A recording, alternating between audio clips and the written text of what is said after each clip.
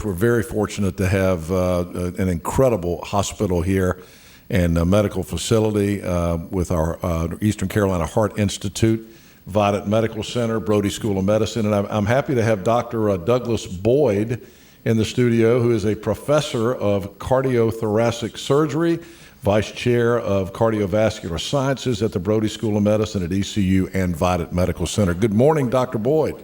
How Morning, are you? Henry. It's good to see you. Great to be with you. Happy Heart Month. I was just telling you, I told the story when we were doing the heart ball. I will always be forever thankful that we have the facility here. It saved my father's life. And with Henry, and it's just the people like you in the community that have supported the Institute that's made it really an exceptional gem in this community. And thank you again for doing a great job emceeing the Heart Ball. Wonderful, wonderful work. Let's talk about conditions that affect heart health. What are the main things we need to be focused on? Because this is something we all struggle with. Well, that's a great point. And as you know, Henry, that heart disease is the #1 killer of Americans, and it has been for the last century. In fact, the only time that heart disease wasn't the #1 killer was in 1918, the year of the flu pandemic, which is sort of ironic that we're going through that this year as well.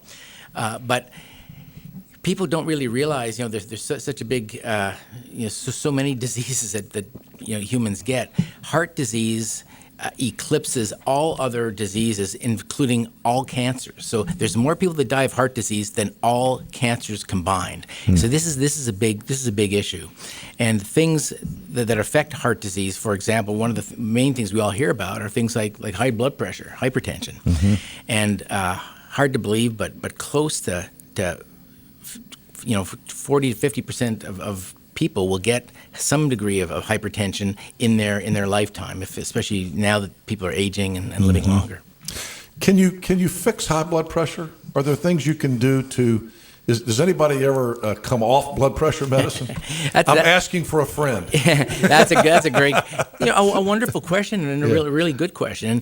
And the thing is, high blood pressure is something that tends to be progressive and difficult to, once you really have it, to get rid of it. However, there's a lot of things you can do to mitigate or control high blood pressure, and things that you can do that can keep it in check for a long time. And some fairly simple things. Sounds like motherhood statements, but eating right, low salt, taking the salt shaker just off the table, no added salt to foods. Really? Yeah, I hate to say it, Henry. It's tough. Losing weight, regular exercise, and the other thing is, chilling out, reducing stress, and taking time to, just to get enough sleep and things like that. How about cholesterol? That's a big you hear about blood pressure, cholesterol. Those are always the things I'm getting from my cardiologist, right? And luckily, I've never had cholesterol problems, but some people do, even if they're in good shape, because I guess it can be hereditary, right? It sure is, and you brought up a really good point. And one thing that I noticed just from talking to you is your levels. And that's half the battle, is knowing what your levels are. And not everybody does. And it's really important to people to know that cholesterol, first off, cholesterol isn't necessarily a bad thing. Everybody has cholesterol. You need cholesterol to make healthy cells and hormones and vitamins and stuff like that. So cholesterol in itself is not bad.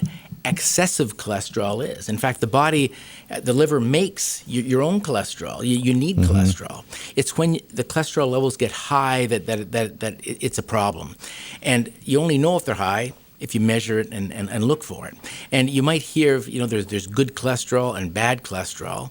And bad cholesterol essentially comes from external sources. And that's diet, what you're eating. There is, of course, hereditary components. Some people are just born genetically that they produce more cholesterol. That's a very small, the vast majority of people that have cholesterol issues, it's because of what they consume.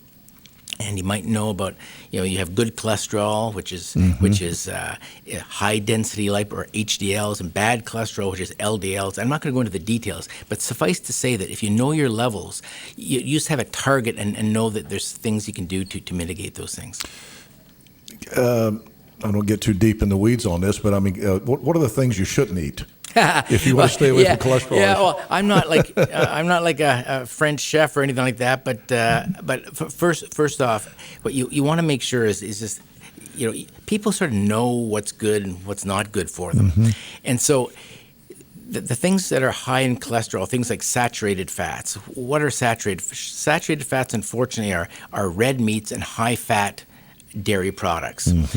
But again, not all meats are bad. But you can have lean cuts and things like that. Trans fats tend to be bad. What are trans fats? Trans fats are what are in fried foods, French fries, good stuff, baked goods. The little pastries, frozen pastries, processed foods, and things like that. And so that's sort of what you got to stay away from, high saturated fats and things like that. And what you have to eat more of is things that have like omega-3s. And omega-3s essentially are more fish. So if you really want to simplify it, you say, I tell my patients to eat more like a rabbit than a carnivore. More vegetables, more fiber, things like that, and avoid, try to eat an additional fish meal once or twice a week, and avoid fried foods, take them off the table, throw away, no desserts. Once a week is probably okay. If you cheat a little bit, you're going to be okay. So, no fried foods, careful with the desserts you eat, more fiber, more like a rabbit than a carnivore. That's sort of in. This is the most depressing thing I've ever heard. Yeah. No French fries and no desserts. No, but we know it's true. But and that's the thing. Like, and it's not like rocket science. It's control your weight. Yeah. If you can. Again, weight loss is a diet and exercise and losing weight. Everybody can stand to lose, can lose a few pounds and things like that. And everybody should exercise more. And I don't mean like going CrossFit or going crazy. I'm talking about going for a walk after dinner, going for a walk in the morning if you're not working, or even if you are, getting up a little bit early. And if you can spend half an hour a day doing something, exercise, like I say, we're talking about even walking, going for a brisk walk, you can substantially lower your risk of cardiovascular disease. It helps you lose weight. You're able to increase the oxygen extraction from your blood, and you feel better. You just feel better. This is great stuff. All right, let's see other things on my list. How about AFib? That's we hear about that a lot. I've known a lot of folks who've had it to the point that they had to go get that ablation surgery. Right. Yeah. And atrial fibrillation is one of those things. It's what it actually is an irregular heart rate, and normally the upper and lower chambers are coordinated. But atrial fibrillation is when the upper chambers are uncoordinated, and often they beat, quite rapidly, and people can have a sensation that they're having palpitations, sometimes shortness of breath or fatigue. But ultimately, the issue is that the upper and lower chambers are not coordinated, and that can be.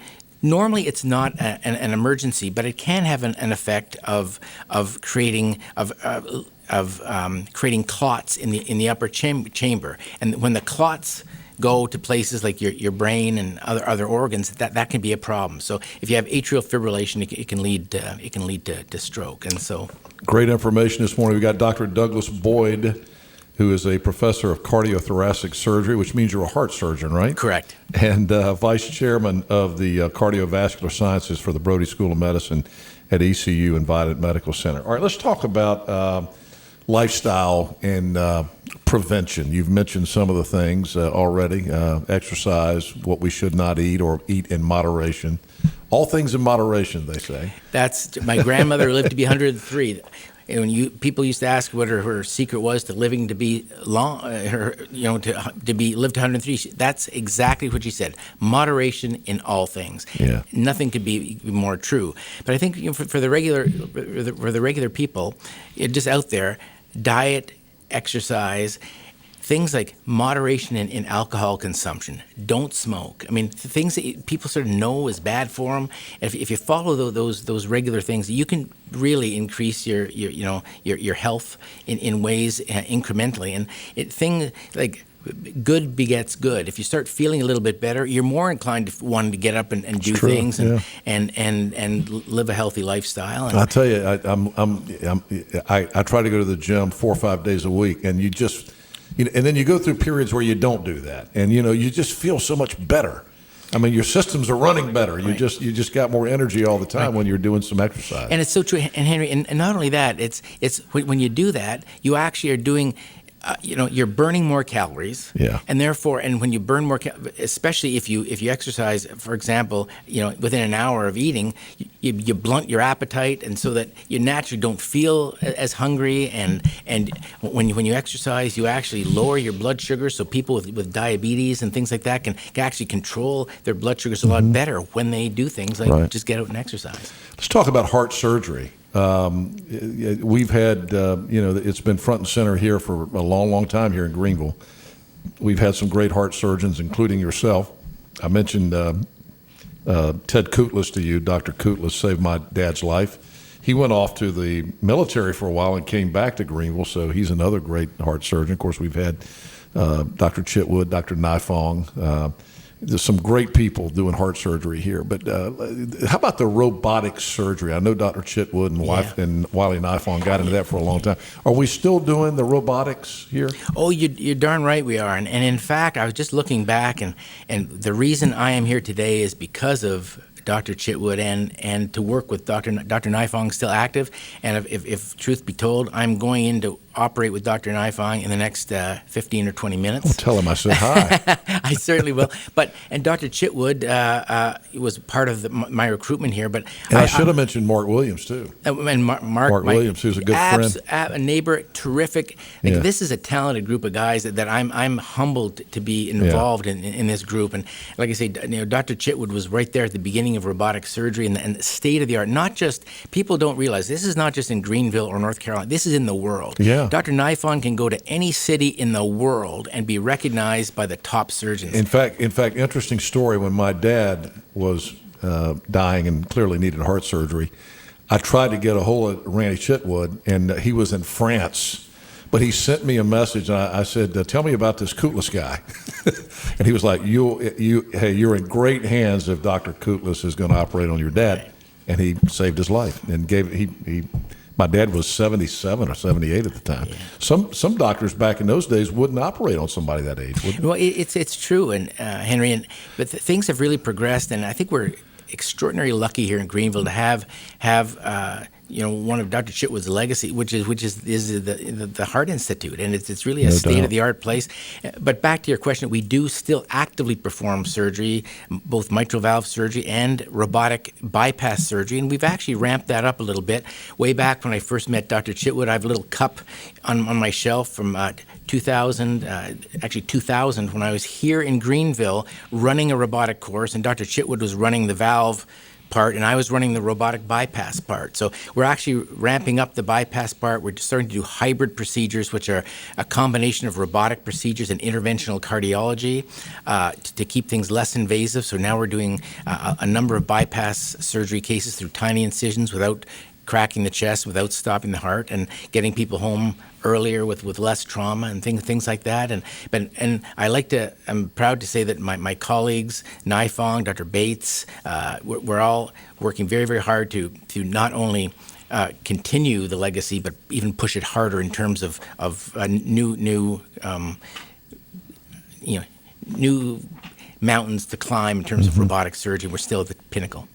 Well, I tell you, when you hear you talk and we think about what we have here in Greenville with regard to heart treatment and heart surgery, you have to pinch yourself. For a kid that grew up in Eastern North Carolina, we used to have to go to Duke and Chapel Hill. People used to have to drive 4 or 5 hours from the coast where I grew up out there. Yeah. And now we've got the top guys in the world doing it right here in Greenville. So we're just so fortunate to have Vidant Medical Center and Brody School of Medicine here. Anything I didn't ask you that you want to first off, we take great pride in kicking their butt in terms of outcomes and our things we're doing robots. We think they're chasing us. We're not chasing Duke, and we're very proud of that. And I'll put our record against anybody's, anytime, any place, and that goes for my colleagues. So we'll take that challenge anytime. The other thing we've got is we're still doing state-of-the-art things, Henry. Right now we've started a regenerative heart initiative. When I was in the University of California, I had a $5 million grant to work for the use of stem cells and these matrices to regrow damaged heart muscles. We're one of 6 sites in the entire country that's doing a new regenerative heart valve. People that need a heart valve replaced, we're able to put in a valve that actually attracts the body's own stem cells and regrows into your own valve. This is unheard of. This is a paradigm shift. This is disruptive technology and really exciting. And we are at the top. We're at the tip of the arrow in terms of that. We're involved with a number of projects in cardiac regenerative medicine, which is really going to keep us at the front end of what's happening in cardiovascular medicine. Great stuff. I love this segment. This is really good. Thank you for coming in this morning. Henry, it's an absolute honor, and I'm really proud to what we've got here in Greenville, and thank you to folks like yourself that are so supportive of this center. And we're I just feel like we're so fortunate to have you here, and all the folks over at Vidant. Again, we've been talking to Dr. Douglas Boyd, who is the Vice Chair of Cardiovascular Services. He's a cardiothoracic surgeon and professor of cardiothoracic surgery at the School of Medicine and, of course, at Vidant Medical Center. Great to see you, and thank you for all your great work. Thanks for having me, Henry. I really appreciate it. And thanks to Stan and all the folks at Vidant for setting us up this morning.